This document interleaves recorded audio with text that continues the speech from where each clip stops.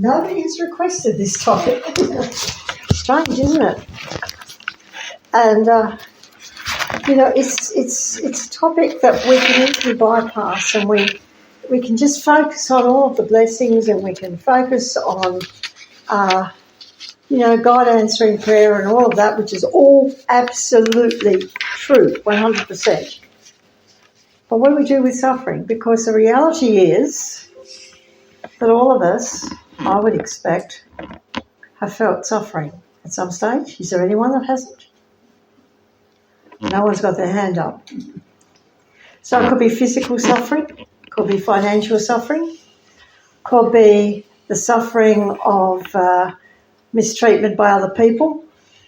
It could be the suffering of an accident. It could be the suffering of grief through the loss of someone very close to you, to us, and there are many, many more.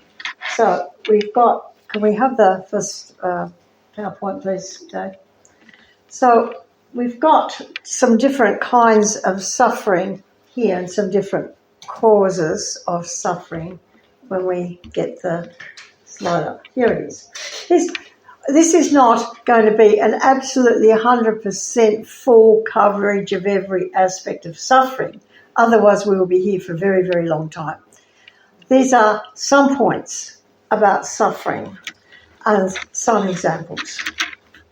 So here are some causes of suffering.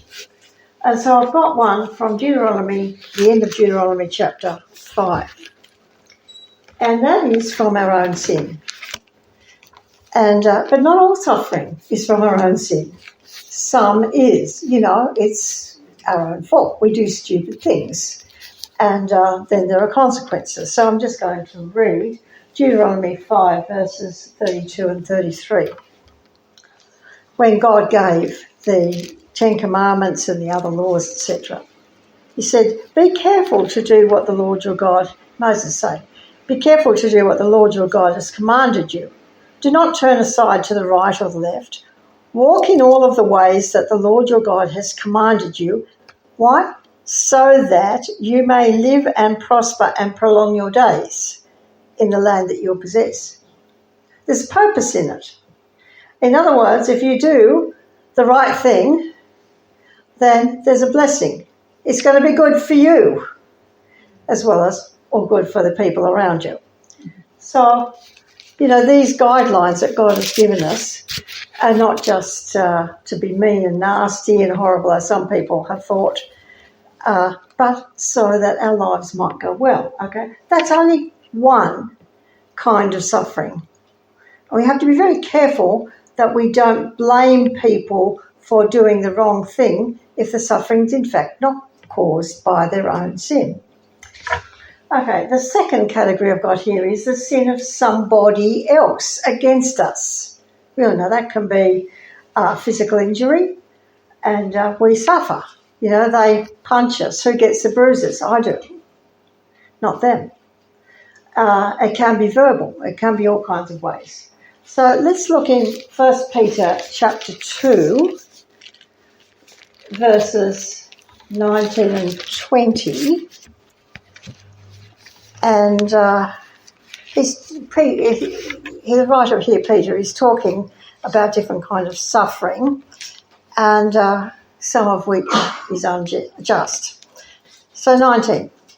It's commendable if a person bears up under the pain of unjust suffering because he's conscious of God. But how is it to your credit if you receive a beating for doing wrong and you endure it? So there's two kinds here.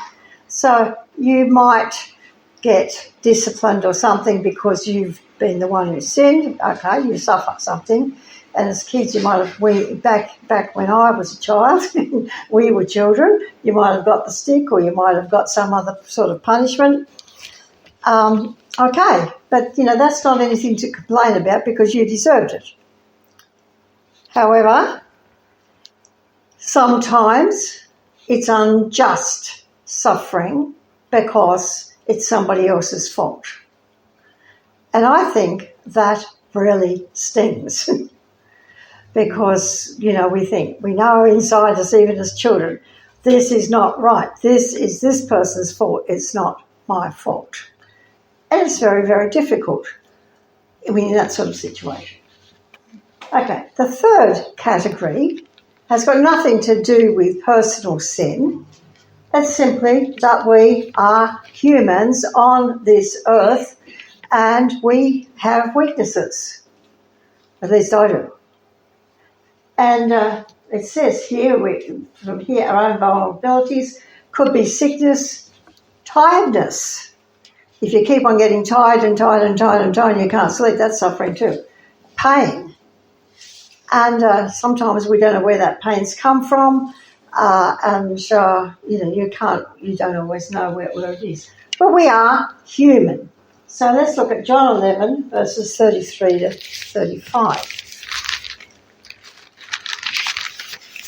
And this is when Jesus heard about his friend Lazarus. And Lazarus had died at this point. And John 11, verse 33, when Jesus saw her, that's Martha, Lazarus' sister, weeping, and the Jews who'd come along with her also weeping, he was deeply moved in spirit, and he was troubled. That's a form of suffering. This is Jesus. Jesus suffered. Where have you laid him? He asked. Come and see, Lord, they replied. Jesus wept. Grief. Jesus felt it too. This is not the suffering from sin. And some people, and I've met them along the way, in Christians I know, have known, want me to put on a happy face. That's what you're supposed to be doing. Praise the Lord. I'm thinking, the problem is not the Lord. The problem is that I am right now feeling really, really sad because this has happened. A grief, a loss, something has happened. Yeah, you do feel sad. Now, if Jesus could feel sad and if he could cry, that's not something that we should be judging each other about. That's simply human. And Jesus took on human flesh, which means he had that too. Okay, the fourth one here is natural disasters and accidents. And this is in Luke 13, verse 4. This is Jesus speaking. When, people were starting to think, it's always trying to find fault, If this person is suffering, well, whose fault is it? Is it, what did he do? What sin did he do? And Jesus wouldn't have any of that. Once he said, okay, in fact, in this one, it wasn't his sin or his father's, but he was actually, I think it was blind, wasn't it? So that the glory of God would be revealed. There was a different reason, one that nobody had thought about. So we can't start judging people suffering. In fact, there's no invitation anywhere to start judging anyone who's suffering. None. Zero. This is about when a tower fell on some people. Verse 4. This is 2. He said, do you think, I'm going back to verse 3 as well. I'll start from verse 2. Do you think that these Galileans were worse sinners than all of the other Galileans because they suffered in this way? He's talking about one situation, then he goes on to talk about another. I tell you, no. But unless you repent, you too will perish. Or those 18 people who died when the tower in Siloam fell on them. Do you think they were more guilty than all the others living in Jerusalem? Jesus says, I tell you, no. We can't judge what's going on in a person's heart according to what's happening to them on the outside. Accidents do happen. And we must stay right away from judgment when any of these things happen, whether it's a normal physical weakness, whether it's some weird happening that's gone on. No, none of our business. We don't know. Next slide, please. I'm just going to look at two particular people in the Bible to do with suffering. One is Job and one is Paul. And here we've got Job, who had all kinds of issues, in close succession. And just listed here what his losses were. And I think any one of these would have dramatically impacted anyone. And here he is. First of all, he finds out that his animals, his working animals, had been killed. Like, that's income. This is food on the table for the family. They're gone. He gets told that his servant says, well, these animals have been killed.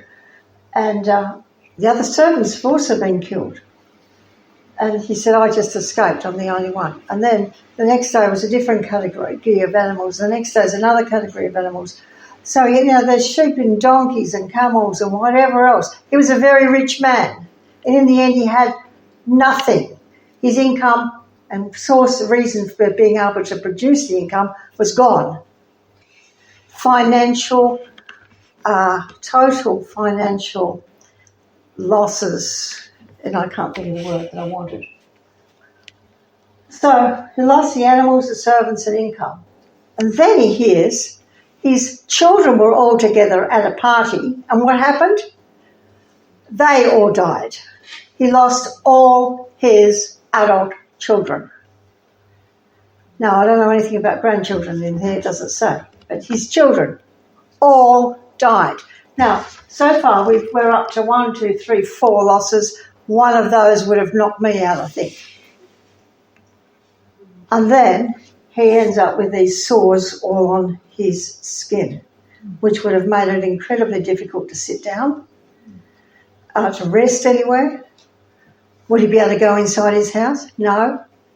He has to be outside a ways, because if it's a skin disease like that, it could be contagious, and so he's not allowed to meet with the family. He's outside. So he's lost his health. I should say he's also lost, at this point, the relationship with his wife.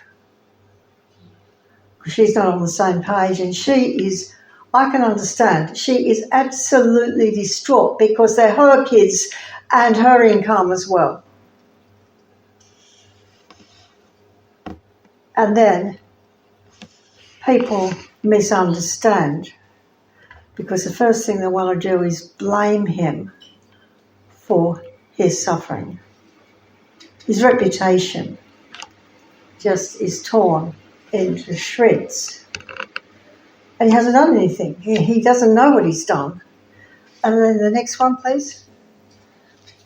So he was out there by himself, and then these 3 friends come along. There's his wife on the left, who is sort of saying things in the shadows, but, she doesn't really get what's going on.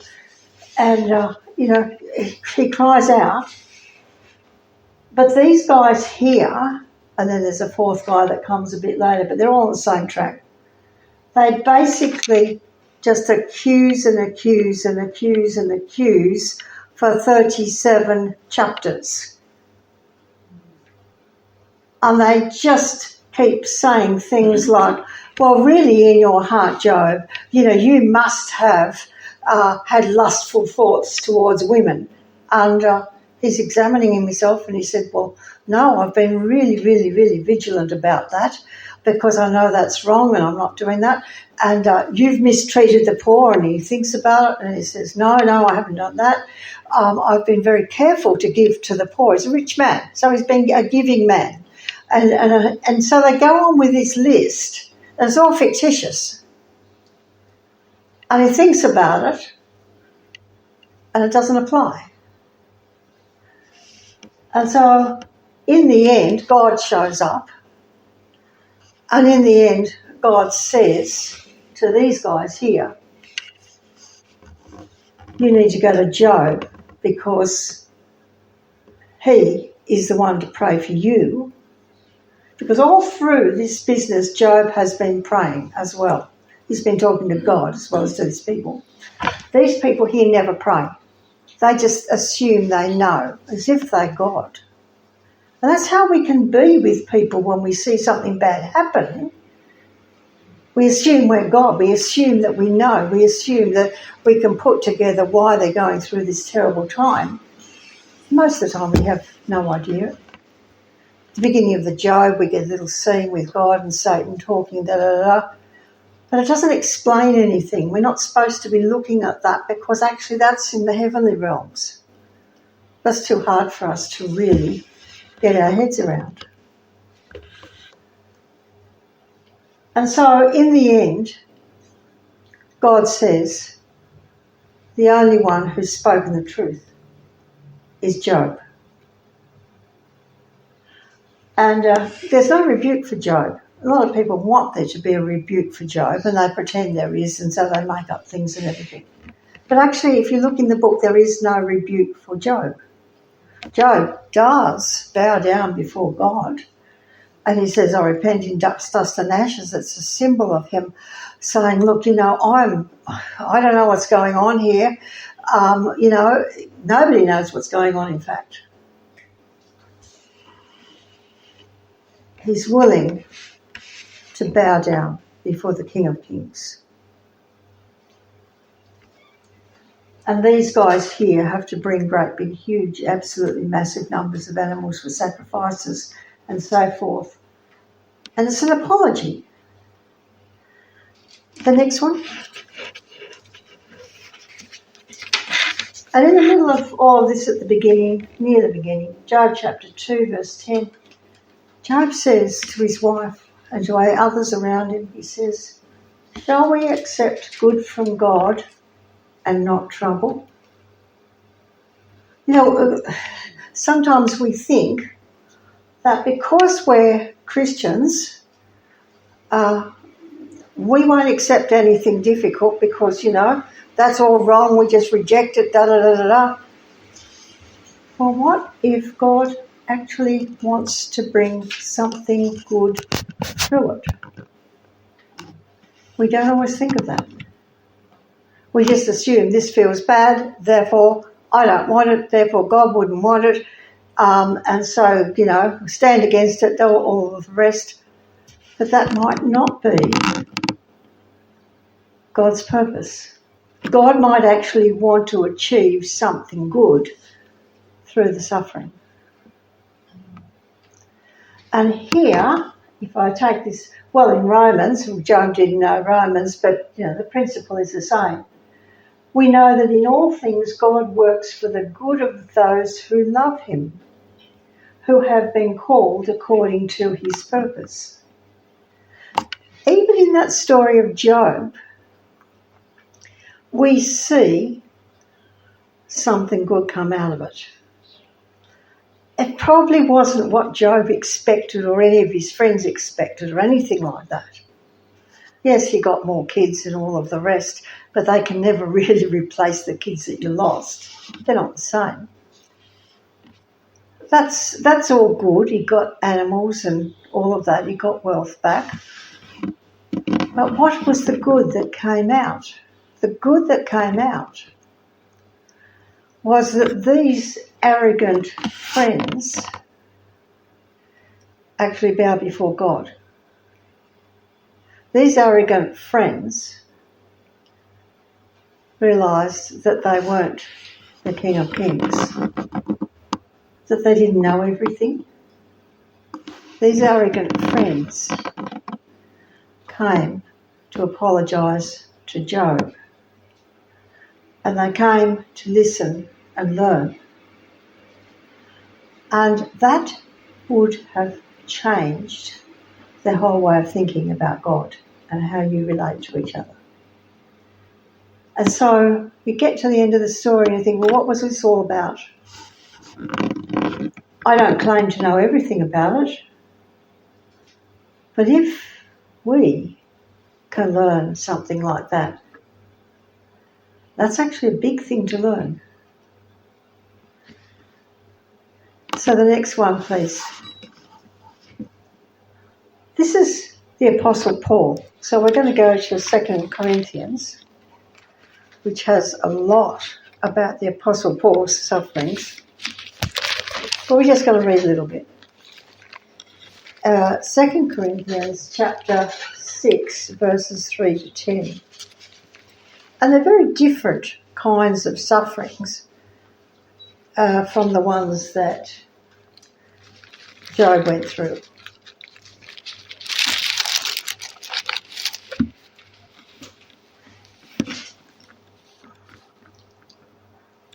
We put no stumbling block in anyone's path so that our ministry will not be discredited. Rather, as servants of God, we commend ourselves in every way, in great endurance, in troubles, hardships, and distresses, in beatings, imprisonments, and riots, in hard work, sleepless nights, and hunger, in purity, understanding, patience, and kindness, in the Holy Spirit and in sincere love, in truthful speech and in the power of God, with weapons of righteousness in the right hand and in the left, through glory and dishonour, bad report and good report, genuine yet regarded as impostors, known yet regarded as unknown, dying and yet we live on, beaten and yet not killed, sorrowful yet always rejoicing, poor yet making many rich, having nothing and yet possessing everything. Now hidden in there is quite a list of difficulties that the Apostle Paul had in order to go around and to spread the gospel in all these different places. And sometimes we imagine that if God's called us to do something, we'll be 100% protected from experiencing any of the difficulties that people around us have to face. Not true. So if he had to go somewhere, he often had to go by ship, and we know in other places he experienced more than enough shipwrecks. Just picking out things, he's got troubles, hardships, distresses, beatings, imprisonments. Some of the students we teach in class have been imprisoned and they are still under threat of imprisonment again.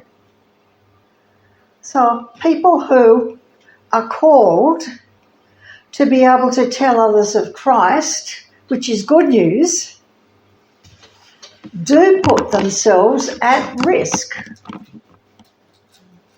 And some of the questions that I've been asked from students, I often feel like I'm speechless, how can I even dare to presume I can answer that when I'm sitting here in a comfortable country, when I'm not getting brutally beaten like that, and I'm not having my kids taken away by the police like that. I'm thinking China, simply because a child dares to say we were in church on Sunday. If a child says that, that can be the consequence. This morning, I saw on Facebook a photo of one of my students in China, and he was imprisoned not that long ago. It was only for a week this time. But you can have a meeting like this, and what can happen at any moment, the police can break in and people can be arrested. The pastor gets put into prison and whoever else they like gets put into prison. And it's just par for the course. If you are going to be a Christian, this is part of the deal. Suffering is part of the deal. Now, in a very, very minor way compared with that, when I became a Christian when I was 11, suffering was part of the deal, family suffering. I wasn't imprisoned, I wasn't beaten. But that was just a little taste, and it went on every single day. And it was very difficult. So I haven't had it, but still I haven't had it like people have it in lots and lots of countries. And if I thought hard enough, I could tell you stories from other countries too. But they don't have any concept of being able to be a Christian without suffering. And yet we in this country tend to have the idea that if we are Christians, we can get through life without suffering. Some people do. Why is it that we think we can get through this life without any suffering as Christians? And we've got people in the majority world for whom it's the exact opposite. And that's where churches are growing.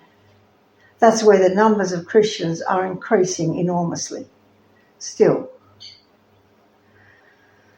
So it mentions imprisonments, beatings, riots, and all of the rest, not to mention normal things like hard work. And being misunderstood, bad reports about him going around, all of this. I remember when we went to England, moved there from Canada, and did God lead us to go there? He certainly did. And we were very, very, very careful to work this out and pray. And, this was a whole big deal. And we had 7 clear signs from God that we were to go to England, we were to do PhDs, and we were given a job. It was a half-time job that when it was a full-time job, we shared it half each, teaching in a Bible college in Birmingham. So we got there, it was all very exciting. We were doing what God wanted us to do, but our boxes of all of our goods did not arrive. So we had paid for it, and they were somewhere in transit, and apparently 5 countries were involved. They were all blaming the other one. And so we didn't have the materials we needed to teach. So then somebody said, well, we'll give you access to the library. We couldn't get access to the library either. So we had no books. All we had was the clothes that we had in our suitcase that we brought. So this went on for months. I don't know how many months it was, but it seemed like a lot of time. It was probably at least 3 months. Now, that doesn't sound like a terribly major cause of suffering, but it was enough to be difficult. And then as soon as that got fixed, we had a gas leak, and then we had something or other else, and, it was went on like this. Now, that was not the beatings and the imprisonments and all of those things from people who are anti-Christian. That was not that. It just was a corrupt shipping company, and then some other corrupt things along the way that are simply part of life. If we're going to live in society, and if our neighbours have to deal with corrupt businesses, is there any reason why we as Christians do not? Is there? We are in society. We are just here.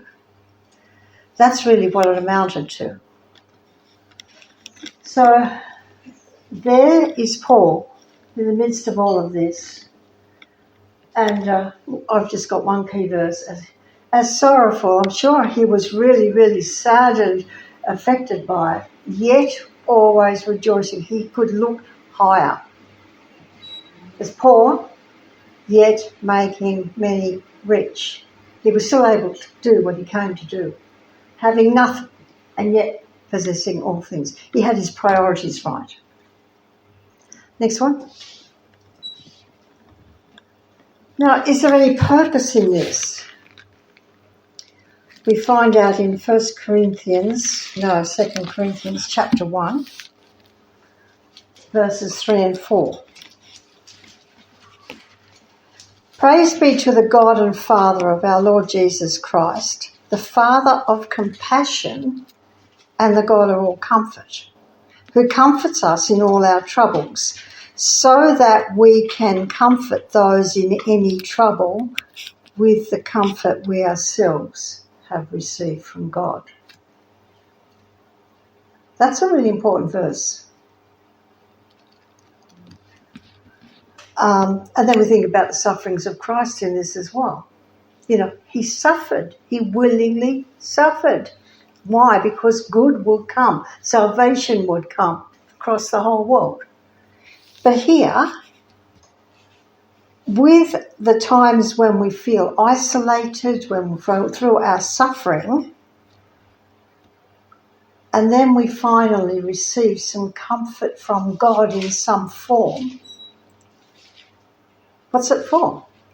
To comfort us to start with, but it's not only for that.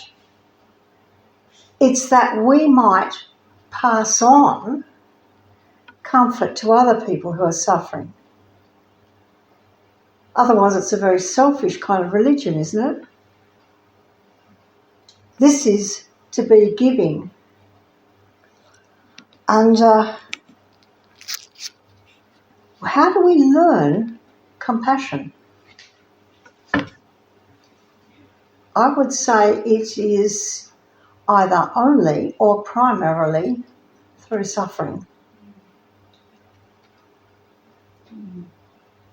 Otherwise, we can't connect, we can't relate to someone else who's going through a difficult time. So it's meant to open our hearts wider that we might, like this little cute girl here, pass on comfort to somebody else we see who needs it. That's how we learn it. I can remember, I've been asked this question a few times actually by students, and the question that pops up a lot is, "Ma'am, how do you learn to become a leader?" I said, well, you mightn't like the answer. You suffer. You suffer. The only way that we seem to be able to learn a lot of stuff is through suffering. If you haven't suffered, well, you might want to pray that you suffer to learn. I don't know that anybody would do that. It's a pretty dangerous sort of prayer. But that is how we learn. We learn how to relate to people who are lonely because we remember when we were lonely. And so it goes on with all of the other forms of suffering as well. And I remember coming across this verse when I was at university, and at that stage I was wanting more comfort than I was getting. And I thought, really, is that what it's all about? And I prayed then that God would comfort me in that particular situation so that I could grow in my capacity to be able to comfort other people. Because we don't get there without the suffering, usually. You can learn all you like from books. That helps in a lot of things to give clarity of understanding. But we learn a lot, most, through experience, don't we? Next one, please. Paul also gave another reason that he worked out for his suffering. It's in 2 Corinthians chapter 12, verse 9.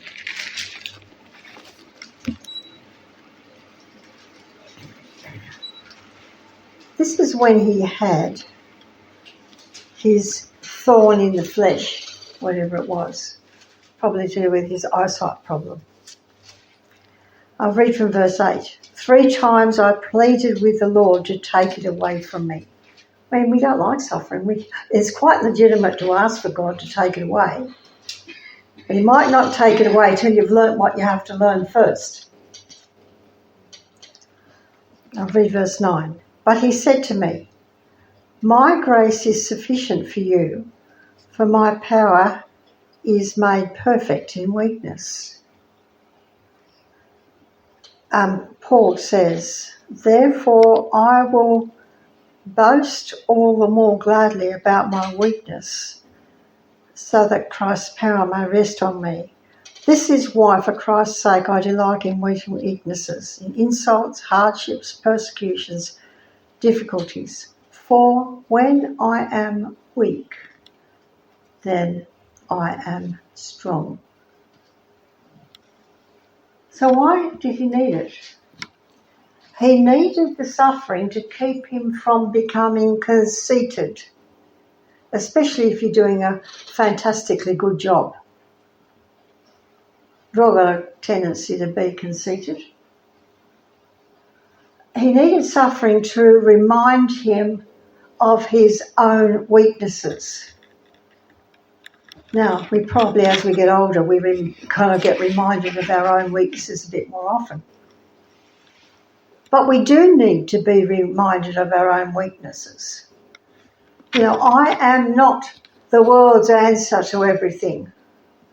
I am one little person who is limited, who can contribute in certain ways, just like other people contribute in other ways, and that is all I am.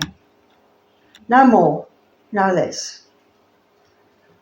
And we need the weaknesses to remind us, the suffering, to know God's strength, to rely on that, to look to God for that.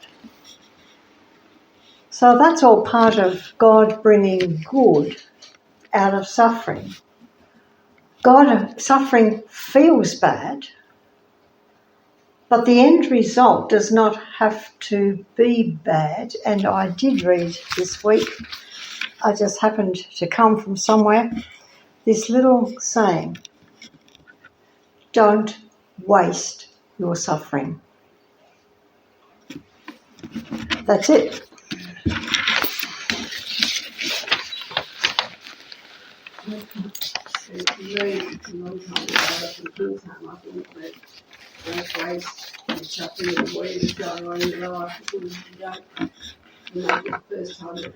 You go around the mountain again. That's right. If you don't learn what you're supposed to learn through this difficulty, you'll go round and round again. So do you really want to do that? Or do you want to move forward? Okay. Thank you.